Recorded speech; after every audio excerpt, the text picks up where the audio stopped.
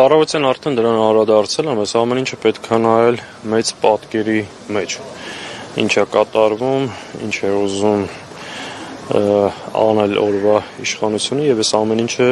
ինչի համար։ Խնդիրը հետեւյալն է, որ ըստ էության Նիկոլ Փաշինյանը հայտարարել է երրորդ հանրապետությունը կազմակերպելու Թուրքիա-Ադրբեջանի պահանջով ինչ որ նոր միավոր ստեղծելու մասին։ Զուգահեռ նաև հայտարարել է Հայաստանի Հանրապետության տարածքից նոր տարածքներ Ադրբեջանին զիջելու եւ նաև ուժի զորով սահմանադրություն փոխելու ճանապարհային քարտեզ ըստ էության ներկայացրել։ Այս ճանապարհին փորձում են ընդդիմադիր դաշտի բոլոր քաղաքական ուժերին տարբեր մեթոդներով, պիտակներով, հոդվածներով մեկուսացնել, ձեռնարկել, ունը զրկել, վախի մթնոլորտ տարածել երկրում, որպեսզի կարողանան ըստ թշնամական ծրագիրը Հայաստանում իրականացնել։ Խորքի մեջ Հայաստանում սա է տեղի ունենում։ Այսօրվա հայտարարությունը տեսակ, որ Ադրբեջանի Լաչին քաղաքում Հայաստանի եւ Ադրբեջանի պաշտոնյաները հանդիպել են էներգակիրների եւ այդ առևտրի հարց են քննարկում, այսինքն երկիրը հանձնել են Թուրքիայի եւ Ադրբեջանի վերահսկողությանը եւ այս ճանապարհին բոլոր խոչընդոտներին փորձելու են այսպես մեկուսացնել։ Սա է տեղի ունենում, որ ասեմ սա մեր համար անակնկալ էր, չէ։ Նախընտրական շրջանում մենք հերթով ասել ենք այս ամեն ինչը ու ամեն օր, եթե այս չարիքի իշխանությունը վերարտադրվի, երկրում ձևավորելու են մեկ մարդու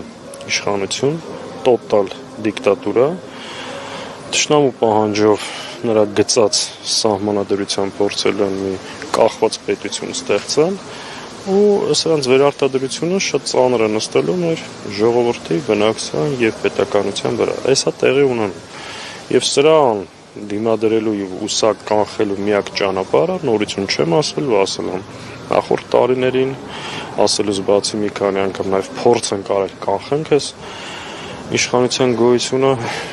համակարգված, կազմակերպված դիմադրությունն է այս հակահայկական իշխանության։ Կա որևէ ճանապարհային քարտեզ, որ այս պահին նախատեսում եք իրականացնել, ինչ որ դիմադրություններ, ցույցեր, ինչ եք նախատեսում անել, եթե այս բռնաճնշումները շարունակվեն, բայց ինչպես տեսնում ենք, շարունակվելու են։ Բռնաճնշումները շարունակվելու են, գնալով նոր մասշտաբներ են ստանալու, Սահմանակ Քոչարյանի ընտանիքի խնդիրը չի բոլոր ընդդիմադիր ուժերին եւ առհասարակ ազգային մտածողություն ունեցող մարդիկ հետապնդվելու են այս թրկապատակ Ալիևի խամաճիկ իշխանությունների կողմից։ Հետևաբար սա ինչ որ մեկ անձի, մեկ ընտանիքի, մեկ ուժի խնդիր չի, սա բոլորին սպառնում է սա։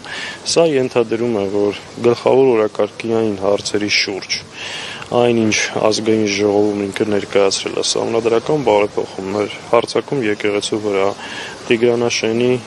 եւ այսպես կոչված այլ անկլավների հանձնում։ Այս թեմաների կանխելու շուրջ պետք է ընդդիմադիր դաշտում ձևավորվի լայն կոնսոլիդացիա, կուզեք անունադրեք ոչի ճակատ, ինչ որ կուզենք անունը դնենք եւ սեղանին դրվի մի ծրագիր, այս ամեն ինչին դիմադրություն ցույց տալու, հակազդելու եւ փոփոխություն հասնելու համար։ Սա է ճանապարհային քարտեզը, սրա դետալներն էլ մենք ամբողջությամբ պատկերացնում ենք, նա մեր փորձառությունը հաշվի առնելով։ Հիմա մնում է կարողանանք իրական այդ համախմբումը ստանանք եւ այս ամեն ինչը կանխենք։ Հակառակ դեպքում սա ավելի նոր ծավալները ստանալու իր բոլոր հետևանքները։